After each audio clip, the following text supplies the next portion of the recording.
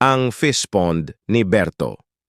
Si Berto ay may-ari ng isang malaking bukid at may malaking fish pond sa dulo ng kanyang lupa. Isang araw, nagpasya siya na pumunta sa fish pond dahil matagal na siyang hindi nakakapunta roon. May dala siyang malaking balde na naglalaman ng kanyang mga baong pagkain.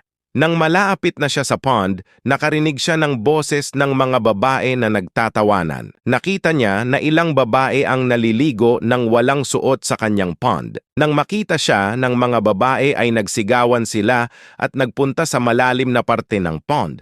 Sabi niya, "Bakit kayo naliligo dito sa lugar ko? Pwede bang magsiahon na kayo dyan?" Isa sa mga babae ang sumigaw sa kanya, "Paano kami aahonin, nakahubad kami? Umalis ka muna bago kami umahon."